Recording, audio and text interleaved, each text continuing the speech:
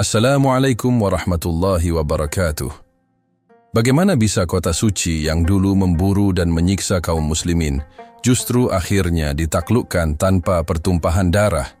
Dan kenapa Nabi Muhammad SAW yang dikenal penuh damai memilih membawa pasukan ke Makkah? Jawabannya tidak terletak pada kekuasaan, tapi pada janji yang dilanggar. Perjanjian Hudaybiyah adalah awal semua ini.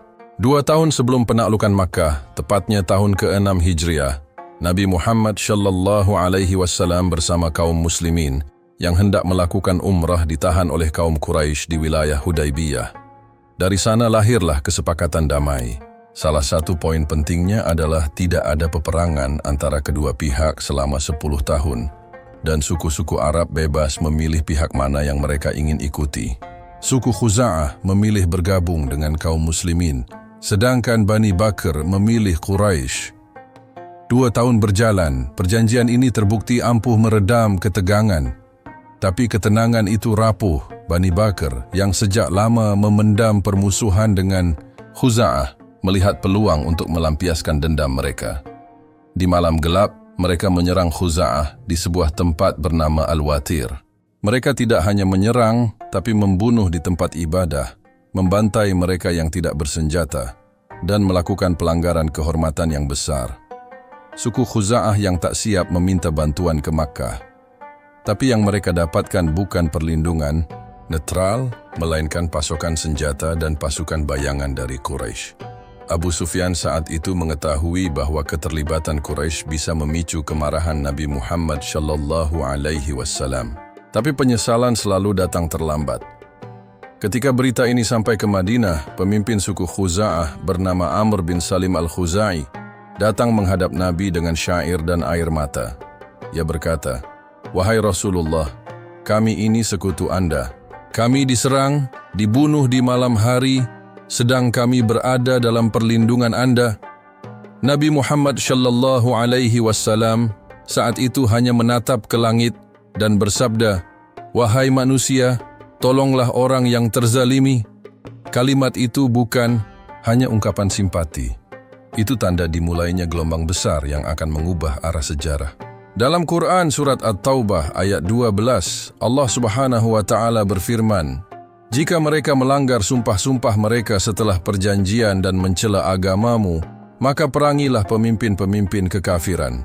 Sungguh, mereka tidak mempunyai janji agar mereka berhenti."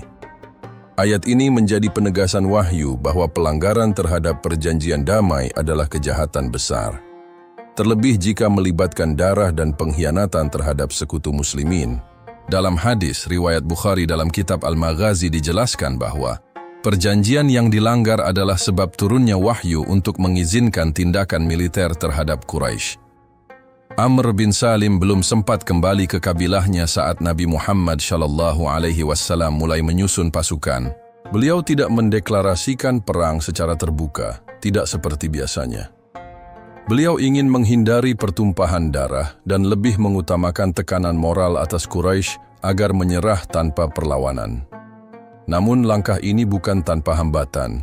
Hatib bin Abi Balta'ah, salah satu sahabat, mengirim surat rahasia kepada Quraisy yang berisi informasi rencana gerak pasukan. Allah Subhanahu wa Ta'ala menurunkan wahyu kepada Nabi Muhammad SAW mengenai tindakan Hatib, dan Nabi pun segera mengutus Ali bin Abi Thalib dan Zubair bin Awam untuk menghadang pengantar surat itu di tengah jalan. Surat berhasil dicegat. Hatib dipanggil ke hadapan Nabi dan mengaku khilaf karena ingin melindungi keluarganya di Makkah. Nabi Muhammad SAW memaafkannya, namun menyampaikan pesan keras.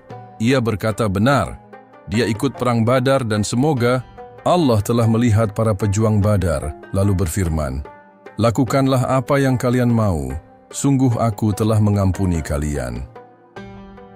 Hadis riwayat Muslim menjelaskan peristiwa ini sebagai bentuk keadilan dan kasih Nabi, namun tidak mengurangi ketegasannya dalam strategi. Kabar mengenai persiapan militer Nabi akhirnya sampai juga ke Makkah. Quraisy ketakutan. Mereka mengirim Abu Sufyan ke Madinah untuk memperbarui perjanjian damai. Ia mendatangi rumah Nabi, kemudian ke rumah Abu Bakar dan Umar bin Khattab. tapi tidak ada yang mendukungnya. Saat bertemu Nabi Muhammad SAW, permintaannya ditolak. Nabi tidak ingin memperpanjang permainan diplomasi yang kosong janji. Abu Sufyan pun kembali ke Makkah dalam keadaan hampa dan bingung. Bagaimana cara menaklukkan kota tanpa menjatuhkan satu tetes darah pun? Nabi Muhammad SAW menunjukkan bahwa kemenangan terbesar bukan berasal dari jumlah pedang, tapi dari akhlak, strategi, dan keyakinan bahwa janji Allah Subhanahu wa ta'ala lebih kuat dari dinding batu Makkah sekalipun. Setelah pelanggaran terang-terangan oleh Quraisy terhadap perjanjian Hudaybiyah, Nabi Muhammad SAW tidak serta-merta membalas dengan kemarahan. Beliau menyusun rencana dengan kecermatan luar biasa, tidak mengumumkan secara terbuka, bahkan kepada sebagian sahabat pun belum dijelaskan arah tujuan sebenarnya. Dalam hadis riwayat Bukhari dan Muslim disebutkan bahwa Nabi berkata, "Ya, Allah butakanlah mata-mata Quraisy agar mereka tidak melihat kami sampai kami tiba di kota mereka." Doa itu bukan bentuk kelicikan, tapi bagian dari strategi menghindari pertumpahan darah yang bisa terjadi jika Quraisy mengetahui rencana ini dan mempersiapkan perlawanan. 10.000 pasukan berkumpul di Madinah. Tidak semua berasal dari kaum Muhajirin dan Ansyar. Banyak dari suku-suku Arab yang sebelumnya ragu, kini bergabung karena melihat kekuatan Islam yang tumbuh. Ibnul Qayyim dalam Za'ad al-Ma'ad menyebut bahwa Nabi mengatur barisan dengan komando yang jelas. Tidak boleh menyerang siapapun kecuali jika diserang terlebih dahulu. Perjalanan dimulai saat malam, melewati jalur yang tidak biasa digunakan kafilah dagang agar tidak terdeteksi oleh mata-mata Quraisy. Suasana hening, tapi semangat menyala di hati para sahabat. Mereka tahu bahwa ini bukan ekspedisi biasa, ini adalah perjalanan kembali ke rumah yang dulu mereka tinggalkan karena kezaliman. Namun, dalam gerakan sehalus ini, selalu ada celah bocor. Hatib bin Abi Balta'ah, salah satu sahabat yang ikut perang Badar, mengirim surat rahasia ke Quraisy. Dalam surat itu, ia memberitahu pergerakan pasukan Nabi, berharap keluarganya di Makkah mendapat perlindungan. Allah Subhanahu wa ta'ala menurunkan wahyu kepada Nabi tentang pengkhianatan ini. Nabi segera mengutus Ali bin Abi Thalib dan Zubair bin Awam untuk menyusul perempuan yang membawa surat tersebut. Dalam hadis riwayat Muslim, Ali mengatakan bahwa mereka menemukannya di tengah padang, menyembunyikan surat di rambutnya. Setelah diancam tegas oleh Ali, akhirnya surat itu diserahkan. Nabi Muhammad SAW memanggil Hatib dan bertanya langsung, "Apa yang mendorongmu melakukan ini, wahai Hatib?" Hatib menjawab dengan jujur, "Wahai Rasulullah, demi Allah aku tidak melakukannya karena kufur atau karena mencintai orang musyrik. Aku tahu Allah akan memenangkan agamanya. Tapi aku ingin keluargaku yang tidak punya pelindung di Makkah mendapat jaminan."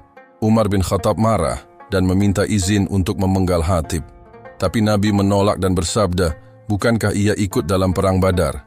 Barangkali Allah telah melihat pejuang Badar dan berfirman, 'Lakukanlah apa yang kalian mau, sungguh aku telah mengampuni kalian.'" Ini disebutkan dalam Sahih Muslim dan menunjukkan sikap Nabi yang bijak dalam memisahkan kesalahan pribadi dari niat batin yang masih lurus. Langkah pasukan Nabi mendekati Makkah. Di suatu tempat bernama Mar Az-Zahran, pasukan berhenti dan Nabi memerintahkan mereka untuk menyalakan api unggun. 10.000 api dinyalakan serentak di atas bukit-bukit yang mengelilingi kota. Cahaya itu terlihat seperti lautan api dari kejauhan. Makkah gemetar. Mereka tidak tahu siapa yang datang, tapi tahu bahwa malam ini akan mengubah segalanya.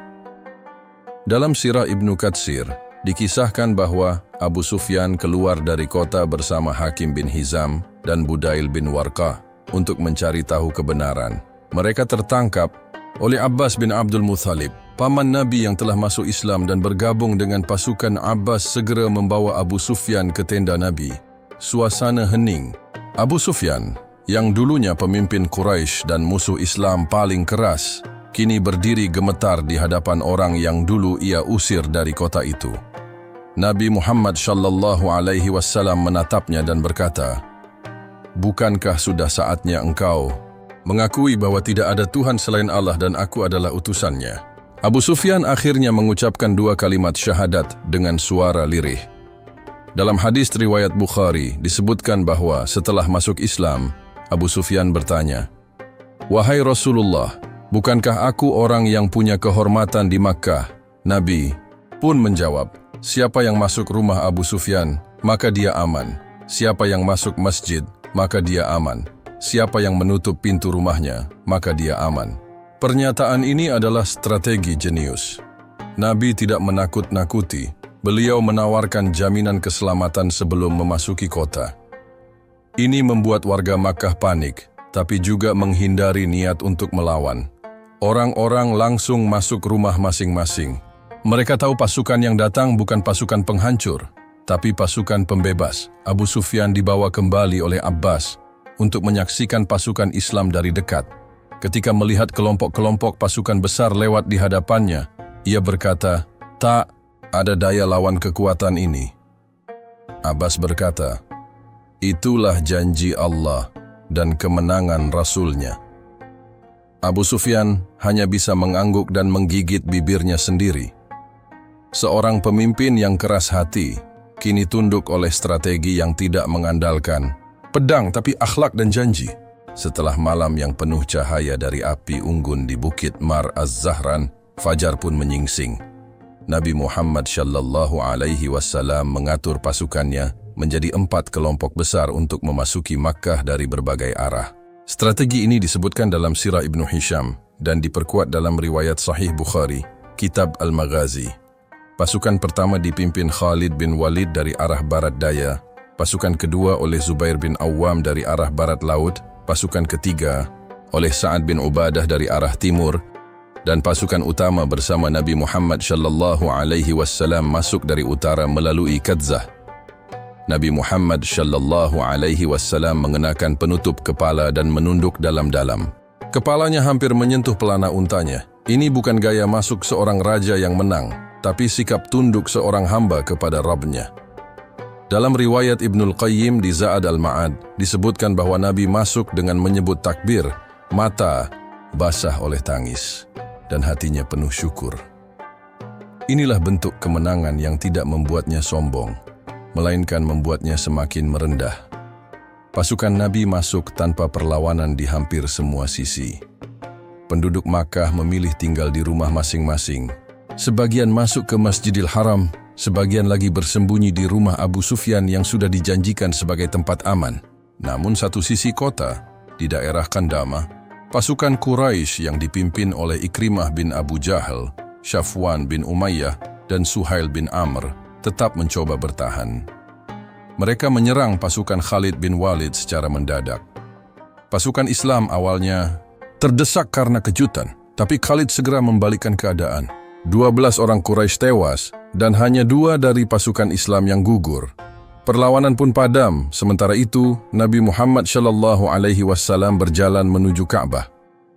Sesampainya di Masjidil Haram, beliau turun dari untanya, berdoa, lalu mengelilingi Ka'bah. Di sekelilingnya berdiri lebih dari 300 berhala, disembah Quraisy selama berabad-abad. Nabi mengambil tongkat dan menunjuk satu persatu, menghancurkannya sambil membaca ayat dari Quran, Surat Al-Isra ayat 81. Kebenaran telah datang dan kebatilan telah lenyap. Sesungguhnya kebatilan itu pasti lenyap. Berhala-berhala pun roboh satu persatu. Nabi lalu meminta pintu Ka'bah dibuka. Ia masuk ke dalam dan melihat ada lukisan Isa dan Maryam di dinding Ka'bah. Ia menghapus semuanya. Dalam riwayat Sahih Bukhari disebutkan bahwa Nabi bersabda, Allah melaknat orang-orang yang menggambar makhluk hidup. Gambar-gambar itu dihapus sebagai simbol akhir dari kemusyrikan di tanah haram. Nabi Muhammad Shallallahu Alaihi Wasallam kemudian berdiri di depan Ka'bah dan menyeru penduduk Makkah untuk berkumpul. Mereka datang dengan wajah penuh takut. Mereka tahu kesalahan mereka di masa lalu, menyiksa, mengusir, dan membunuh sahabat-sahabat Nabi. Mereka menunduk, menghindari tatapan. Nabi bertanya dengan suara tenang namun tegas, "Wahai Quraisy, menurut kalian apa yang akan aku lakukan terhadap kalian?" Mereka menjawab, "Engkau saudara yang mulia, anak dari saudara yang mulia." Mereka berharap, tapi juga pasrah. Nabi tersenyum dan berkata, "Pergilah, kalian semua bebas." Dalam sirah Ibnu Hisham disebutkan bahwa kalimat itu mengguncang hati penduduk Makkah lebih keras dari dentuman perang. Tak ada balas dendam, tak ada eksekusi massal. Nabi Muhammad sallallahu alaihi wasallam mengampuni semua. Ini bukan kelemahan, ini adalah kemenangan akhlak. Di saat banyak pemimpin akan mengukuhkan kekuasaan dengan darah, Nabi memilih menguatkan Islam dengan maaf. Karena beliau tahu, pengampunan membuka hati yang tidak dibuka oleh pedang. Dalam hadis riwayat Ahmad, Nabi pernah bersabda, "Siapa yang menahan amarah padahal ia mampu membalas, maka Allah akan memenuhinya dengan keamanan dan keimanan di hari kiamat." Setelah Makkah resmi tunduk, Nabi Muhammad sallallahu alaihi wasallam berdiri di depan Ka'bah. Orang-orang Quraisy yang dulu mengejek dan memusuhi beliau, kini duduk bersimpuh dalam diam. Mereka tahu betapa buruk perlakuan mereka di masa lalu. Mereka ingat Hamzah bin Abdul Muthalib yang tubuhnya dicincang. Mereka ingat Bilal bin Rabah yang diseret di atas batu panas. Mereka ingat Sumayyah yang ditombak di hadapan anaknya. Tapi kini tak satu pun dari mereka tahu apakah hari itu akan jadi hari hukuman atau hari pengampunan. Nabi Muhammad sallallahu alaihi wasallam menatap mereka dan berkata, "Aku katakan kepada kalian sebagaimana Yusuf berkata kepada saudara-saudaranya, tidak ada celah atas kalian hari ini. Pergilah, kalian semua bebas." Hadis ini diriwayatkan oleh Baihaqi dan disebutkan pula dalam sirah Ibnu Hisham. Inilah revolusi pertama yang terjadi, revolusi akhlak. Dalam sejarah manusia, penaklukan selalu dibarengi pembantaian. Tapi hari itu Makkah melihat wajah lain dari kemenangan. Tidak ada rumah dibakar, tidak ada darah mengalir, tidak ada balas dendam. Nabi memaafkan nama-nama besar yang selama ini jadi musuh utama Islam. Abu Sufyan dimaafkan, padahal ia adalah otak dari banyak perang yang dilancarkan melawan Madinah. Istrinya, Hindun, yang dulu memotong dada Hamzah dan mengunyah jantungnya juga dimaafkan. Wahsy, budak yang melempar tombak ke dada Hamzah hingga gugur di Uhud, juga akhirnya datang. Ia sembunyi-sembunyi masuk Islam karena tahu bahwa namanya termasuk dalam daftar orang yang diharamkan untuk dibiarkan hidup. Tapi ia memohon ampun. Ia berkata, "Wahai Rasulullah, aku telah melakukan dosa besar, tapi aku ingin memeluk Islam. Jika diterima, maka tidak ada yang lebih kuinginkan." Nabi Muhammad sallallahu alaihi wasallam tidak menjabat tangannya, tapi bersabda, "Jika kau benar telah beriman, maka pergilah. Jangan sampai aku melihat wajahmu lagi."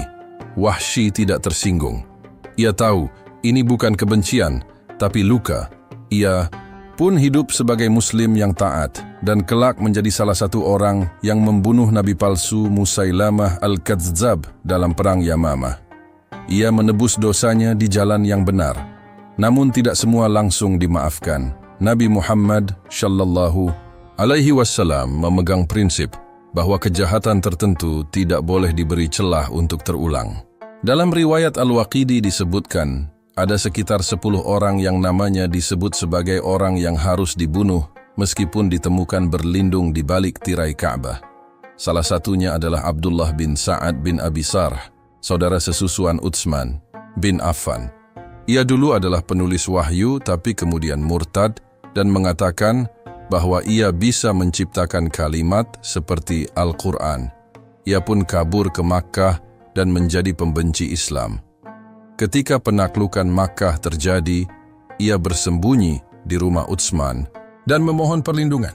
Utsman membawanya ke hadapan Nabi dan meminta maaf atas nama Abdullah. Nabi diam beberapa saat, berharap ada sahabat yang memahami isyarat untuk mengeksekusinya. Tapi tak seorang pun bergerak. Akhirnya, Nabi mengampuni dan bersabda, "Mengapa kalian tidak berdiri saat aku diam? Sesungguhnya tidak layak bagi seorang Nabi membunuh orang dengan isyarat." Hadis riwayat Abu Dawud ini menunjukkan bahwa bahkan hukuman pun harus disampaikan secara adil, tidak dengan tanda tersembunyi. Ikrimah bin Abu Jahal juga termasuk dalam daftar hukuman. Ia melarikan diri ke Yaman. Tapi istrinya, pahlawan perempuan, sejarah Islam Ummu Hakim, datang menghadap Nabi dan memohon pengampunan bagi suaminya. Nabi Muhammad sallallahu alaihi wasallam mengabulkan dan Ikrimah pun kembali memeluk Islam dan menjadi pejuang di medan perang. Ada juga wanita bernama Sarah, budak yang menyebarkan fitnah terhadap Nabi, serta Hubairah bin Abi Wahab dan Miqyas bin Subabah yang semuanya termasuk dalam daftar hitam. Sebagian dari mereka terbunuh dalam pelarian, sebagian lain akhirnya menyerah dan masuk Islam. Tapi intinya, dari 10 nama yang awalnya dihukum mati, mayoritas akhirnya dimaafkan karena memohon ampun dengan sungguh-sungguh. Langkah Nabi ini bukan kelemahan. Ini adalah bentuk revolusi keadilan dan kasih yang tidak pernah terlihat di dunia Arab sebelumnya. Dalam Zad al-Ma'ad karya Ibnul Qayyim dijelaskan bahwa penaklukan Makkah adalah titik balik Islam. Tidak hanya secara politik, tapi secara moral. Kota yang dulu menjadi pusat penyembahan berhala, kini menjadi pusat tauhid. Orang-orang yang dulu mencela, kini menjadi penyeru azan. Dan semuanya dimulai dari satu kalimat, "Pergilah, kalian semua bebas." Quran Surat Ali Imran ayat 159 menjadi gambaran sikap Nabi saat itu. Maka disebabkan rahmat dari Allah engkau berlaku lemah lembut kepada mereka. Sekiranya engkau bersikap keras dan berhati kasar, niscaya mereka menjauh dari sekitarmu. Setelah pengampunan diumumkan, berhala dihancurkan, dan tanah suci kembali ke pangkuan tauhid, Makkah tidak lagi menjadi kota yang sama. Kota yang dulu menjadi benteng kesombongan Quraisy kini berubah menjadi pusat dakwah Islam, bukan dengan darah, tapi dengan akhlak dan keadilan. Para pemuka Quraisy yang dulunya menolak mentah-mentah ajaran Nabi Muhammad sallallahu alaihi wasallam, kini duduk di majelis Islam, menyimak ayat demi ayat. Ini bukan perubahan biasa. Ini adalah revolusi nilai.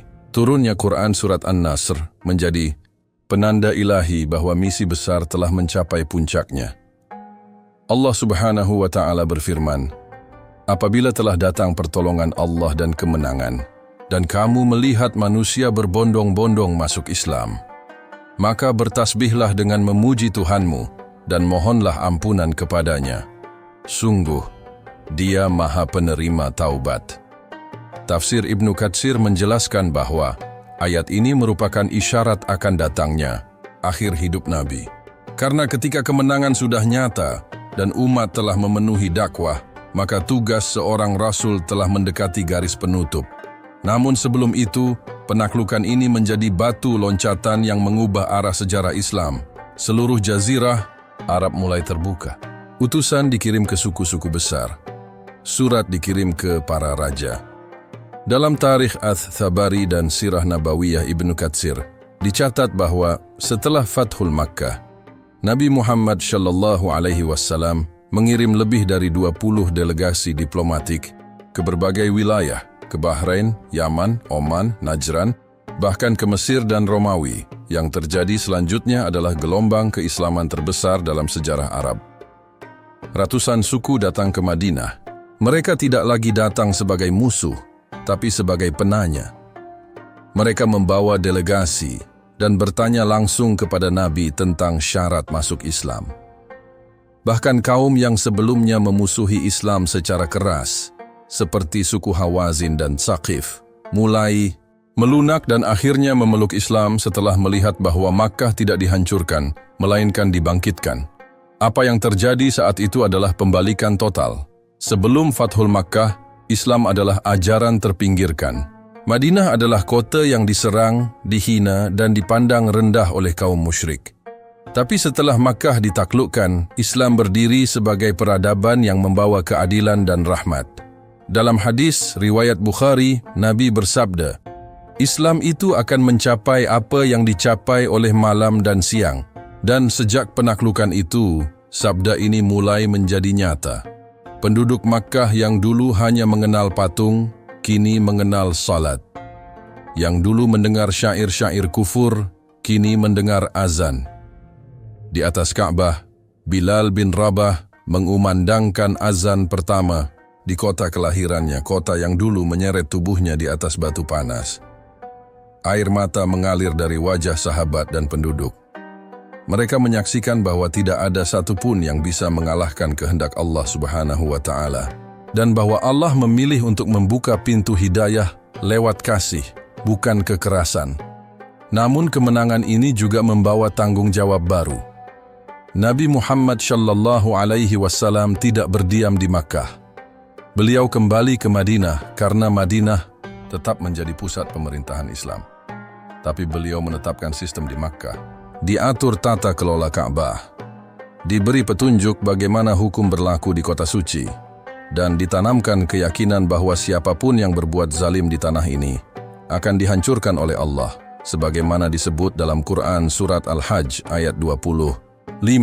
Barang siapa yang ingin melakukan kezaliman di dalamnya, kami akan rasakan kepadanya azab yang pedih. Satu hal yang luar biasa dari penaklukan ini adalah perubahan struktur sosial Quraisy. Tokoh-tokoh yang dulu memusuhi Islam kini menjadi pelayan Islam. Suhail bin Amr, orator Quraisy yang paling tajam lidahnya terhadap Nabi, kini berdiri membela Islam. Abu Sufyan yang dulu membawa pasukan ke Uhud, kini duduk di barisan syaf pertama. Bahkan Hindun yang dulu melukai Hamzah, kini bersyahadat dengan jujur. Ini membuktikan bahwa kemenangan sejati bukan hanya di medan perang, tapi di medan jiwa. Dalam riwayat Sahih Muslim disebutkan bahwa Nabi bersabda, manusia adalah seperti tambang emas dan perak. Yang terbaik dari mereka di masa jahiliyah adalah yang terbaik di masa Islam jika mereka memahami agama. Maka perubahan orang-orang Quraisy bukanlah pencitraan. Mereka benar-benar berubah karena melihat sendiri keagungan Islam yang tidak menindas, tapi mengangkat.